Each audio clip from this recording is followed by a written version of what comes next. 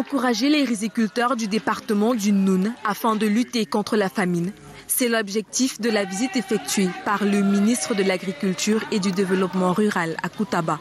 Il s'agit pour lui de maximiser la production locale dans le but de réduire l'importation du riz au Cameroun. Nous vous rassurons que Koutaba est l'un des bassins de production qui nage déjà dans les 300 tonnes de production annuelle. Et tenez-vous tranquille, la production était manuelle, mais nous sommes en train de chercher à mécaniser, c'est-à-dire la production va encore avoir un accroissement dans les prochaines années. À cet effet, les riziculteurs du département du Noun sont subventionnés en semences, en équipements et en intrants agricoles.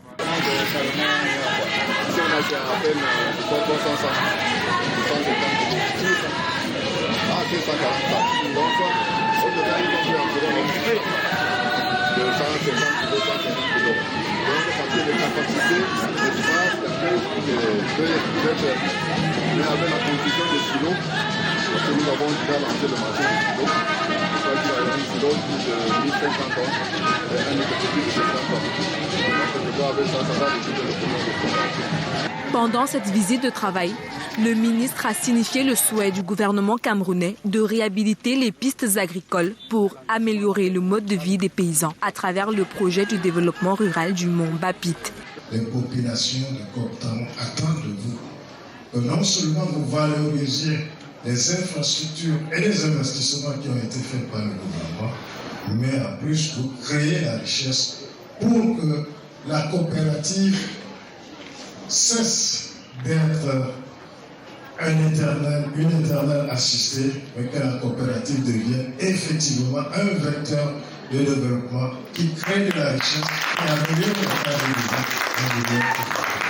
Selon les riziculteurs de cette localité, le Cameroun sera bientôt doté d'un riz de meilleure qualité.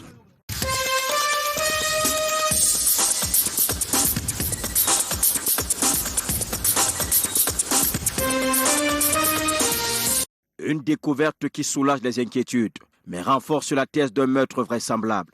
Jean-Claude Tiadieu, enseignant en service à l'inspection d'éducation de base de Baganté, avait quitté son domicile le 15 novembre 2021 pour une réunion à Bafang. Hélas, après des mois de vaines recherches, son squelette a été retrouvé le soir du 29 mars 2022 par des jeunes à Babouangtou, territoire de Bandia, à l'ouest du Cameroun. Le viaduc Baganté, Bafang. Ils ont trouvé les gens en train de travailler. Ils ont, au cours de leur conversation, ils ont fait comprendre qu'au moment où ils travaillaient, leur machette est tombée au fond du viaduc. Au moment où ils partaient récupérer, vraiment, ils ont trouvé un corps sans vie qui datait, apparemment a déjà bien duré, il y a plus de 2 mois. Les doutes sont levés pour les membres de la famille, sonnés par le poids de la nouvelle. En fait, il est porté disparu depuis dans la nuit du 15 au 16 novembre à Baganté, 2021 à Baganté. Oui. Nous avons essayé d'alerter, de mener toutes les recherches qui sont restées infructueuses. Jusqu'à ce jour où on nous appelle donc pour dire qu'on a découvert dans sa dépouille au niveau de Ballon. On ne sait même plus ce qui s'est passé. C'est le matin que sa femme vient me dire qu'il n'a pas vu Claude. Que Claude a dit hier qu'il partait à la réunion le soir. Non, on le voit pas. J'ai dit qu'on me parle à la police. Peut-être on l'a agressé. Peut-être il est malade, il est dans la merde. On l'a partout. Depuis ce jour-là, nous ne connaissons pas ce qui s'est passé. Né en 1966, seul le squelette de Jean-Claude Tadio est récupéré pour l'inhumation et une enquête a été ouverte.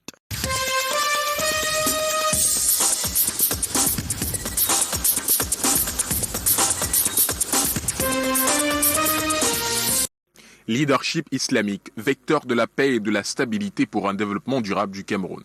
C'est le thème choisi par la CAMSU, branche de la Damawa, dans le cadre de ses programmes des séminaires annuels de vacances dont l'objectif premier est de renforcer les capacités des élèves et étudiants en salle d'examen. L'entrepreneuriat doit avoir désormais ce qu'on appelle l'esprit entrepreneurial et briller par l'excellence dans les études. Le problème crucial auquel ils font face est beaucoup plus sur le plan financier en ce qui concerne ces montages des micro-projets. L'administration ne pouvant pas tout absorber, les organisateurs de ce séminaire ont mis un accent particulier sur la formation en entrepreneuriat. Dans le Coran, Allah a parlé comment vivre ensemble. Le hadith du professeur Salama également, la même chose. Et nous avons évoqué ceci pour que les jeunes mettent dans leur tête que nous sommes appelés à vivre ensemble sans toutefois déranger les uns et des autres. En outre, les participants ont appris les techniques pour devenir un bon leader de manière générale et islamique en particulier, en s'appuyant sur les exemples des premiers fondateurs de la toute première nationale islamique. L'entrepreneuriat qui encourage les jeunes à s'auto-employer dans la société d'aujourd'hui, que l'État ne peut pas employer tous les jeunes et vraiment c'est que du succès.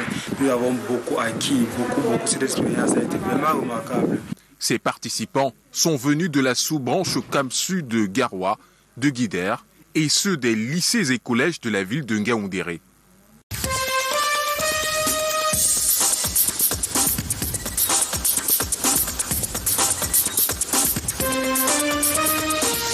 Les populations de la région du Nord-Ouest attendent toujours les réalisations de l'Assemblée régionale 15 mois après sa création. En dehors de la remise de quelques dons aux déplacés internes basés à Bamenda, la nouvelle structure a juste eu le temps de s'associer aux spectateurs de PWD de Bamenda lors de la dernière finale de la Coupe du Cameroun. Mais des projets palpables, annoncés en pompe, piétinent encore, comme le port sec pour améliorer le climat des affaires ou encore le dépôt de gaz domestique. Il y a eu des avancées sur plusieurs plans. Sur le plan administratif, vous-même vous savez bien que le 28 décembre, le chef de l'État a signé plusieurs décrets. Un décret par rapport à ce modèle type d'organigramme de région. Un autre par rapport au pouvoir, je dirais, d'évoluer aux régions dans 4 ministères. L'environnement, le transport, l'urbanisme, l'habitat et enfin le tourisme et loisirs. L'on dirait que l'achat de 8 véhicules pour ces hauts responsables entrave l'évolution des choses. La question sur la non-livraison des débits des dits matériels roulants a été longuement débattue lors de l'ouverture de la session ordinaire du mois de mars. À huis clos, la plénière s'est aussi penchée sur l'enlèvement du vice-président de l'Assemblée, par ailleurs président de la House of Chiefs, toujours captif chez les combattants séparatifs depuis bientôt 4 mois. Les prières ont été dirigées en sa faveur. Nous faisons plaidoirie pour que ceux qui ont gardé notre vice-président en captivité puissent le libérer.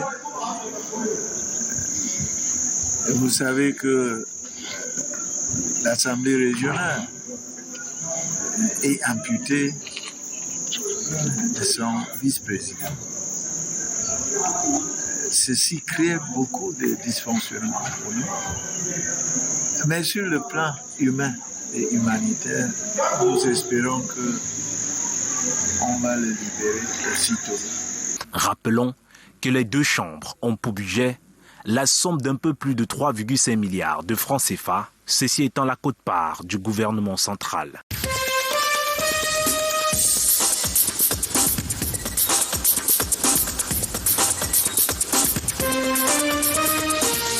Le cancer du col de l'utérus chez la femme et la jeune fille peut être mortel lorsqu'il n'est pas bien traité. Le premier rapport sexuel et le multipartenariat sexuel sont les facteurs de risque les plus répandus. Il faut noter ici que le cancer du col de l'utérus est une maladie qui est sexuellement transmissible, causée par un virus, le HPV, qui est transmis pendant le rapport sexuel. Donc plus on est exposé le plus tôt au HPV, plus on augmente la probabilité d'un cancer du col aussitôt. Pour réduire considérablement cette maladie, l'hôpital régional annexe d'Edea ouvre ses portes aux femmes pour la sensibilisation et le dépistage gratuit. Une femme qui décide d'être sexuellement active doit faire un frottis cervico-vaginal. Ça veut dire qu'elle fait son frottis la première année si c'est normal, elle refait la deuxième année si c'est normal et elle fait maintenant tous les 2 ans, une fois tous les 2 ans. Il est important parce que lorsqu'on fait un frottis, on peut diagnostiquer le plus tôt possible des lésions précancéreuses qui peuvent être traitées et on ne pourra pas arriver au niveau où on dira traitement du cancer. Non. Dans quelques cas, des douleurs ou des saignements irréguliers peuvent apparaître chez la femme, d'où la nécessité de se faire dépister. Vraiment, avec ce dépistage, ça me rassure que non, je ne suis pas cancéreuse du col de l'utérus et j'exhorte aussi aux autres femmes qui sont en retard de venir vite. Lorsque les lésions précancéreuses sont diagnostiquées aussi plus tôt, c'est traitable. Si le cancer est diagnostiqué aussi à un stade bien localisé au niveau du col, s'il n'est pas encore allé ailleurs, c'est aussi traitable. Au Cameroun, le taux de prévalence du cancer du col de l'utérus est de 40% selon l'Organisation mondiale de la santé. Lorsqu'il est diagnostiqué à un stade précoce, ses chances de guérison oscillent entre 70 et 90%.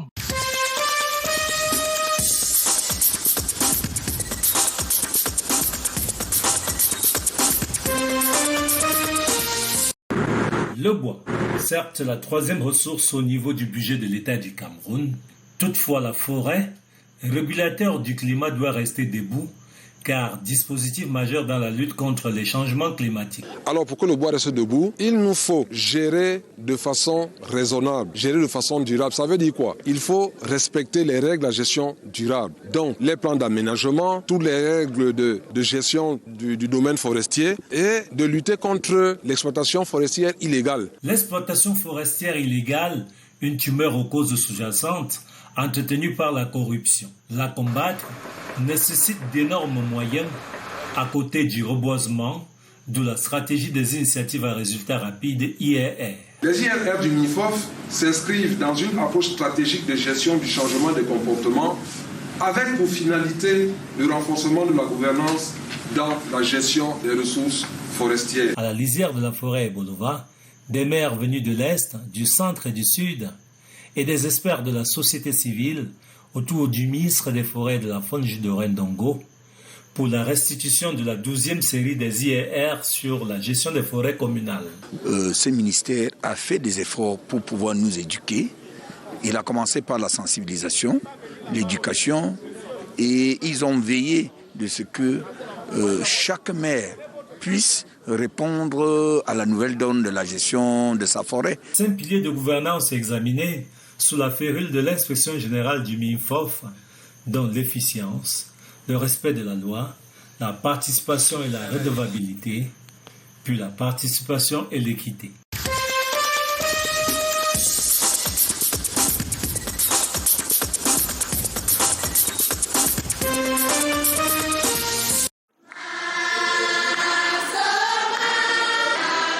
Le 26 et 27 mars, 2 jours durant lesquels le collège des chorales Mekam du Cameroun a tenu son assemblée générale au grand temple de Konsamba. Quelques points ont été abordés, notamment le suivi des résolutions prises à l'assemblée générale de 2021, l'évolution des travaux de la chorale. Nous avons pensé au rajeunissement de nos effectifs. Parce que nous estimons que la chorale est vieillissante. Parce qu'elle a 82 ans d'âge. Donc, parmi ces résolutions, il y en a d'autres. Par exemple, le relèvement du chant choral. Et la poursuite des travaux de notre foyer, qui est en construction à Wunindale.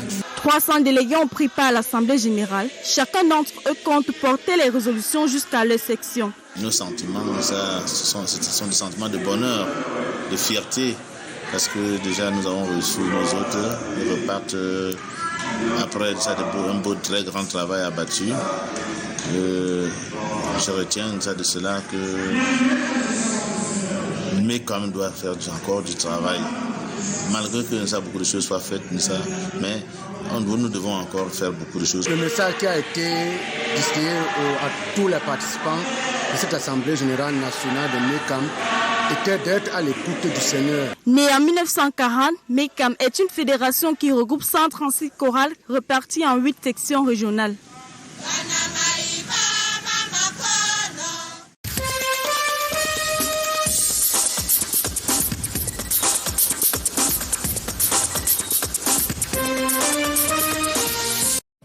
Sur la presse depuis quelques jours, la société de poissonnerie Congelcam veut rétablir son honneur, sali par des vidéos montrant des cartons de poissons en état de putréfaction saisis et détruits dans la ville de Bala le 23 mars dernier. D'après plusieurs reportages diffusés dans les chaînes de télévision et sur les réseaux sociaux, ces produits dangereux pour la consommation auraient été sortis des magasins de Congelcam. Pour la société, il n'en est rien d'autre qu'un complot monté de toutes pièces pour ternir son image. Elle entre dans Congelcam, elle montre nos congélateurs, elle montre des congélateurs estampillés Congelcam. Mais au moment où elle montre les produits, elle ne fait plus aucun lien entre les produits dans le congélateur et la marque du congélateur. Quand vous détachez, vous voyez que c'est une succession.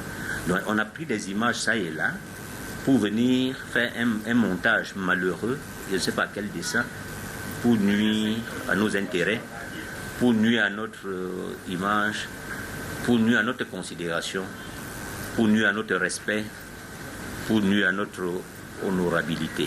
Face à la presse, le directeur général de Congelcam présente une autre vidéo issue des caméras de surveillance enregistrées ce 23 mars à Obala. Sur les images, le délégué départemental de l'élevage, des pêches et des industries animales pour la Liquier, en train de procéder à la vente du poisson supposé avarié. Regardez très bien qu'elle est en train de prendre l'argent à un client avant livraison. Donc elle va livrer le client certainement après. Après s'être emparée par violence et par force de nos produits. Elle prend l'argent et vous regardez, c'est elle qui est assise là, elle est en train de prendre l'argent. Elle n'a jamais montré ça, parce qu'elle ne savait pas que nous avions mis des caméras partout chez nous. La poissonnerie réitère le caractère sain de tous ces produits en expliquant sa chaîne de conservation. Du port de débarquement à Douala jusqu'à nos grandes chambres de stockage à Douala, le poisson est sécurisé. Et devant chaque chambre froide de stockage à Douala, travaillent des agents Minepia qui accompagnent la livraison des produits sortis de ces chambres froides-là. Ces agents de Minepia sont là pour attester de leur qualité avant qu'ils ne sortent pour être mis dans des camions d'approvisionnement. Enfin, Congelcam exhorte les consommateurs à ne pas se laisser distraire et réaffirme son engagement à mettre à la disposition des ménages des produits halieutiques de bonne qualité, propres à la consommation et au prix raisonnable.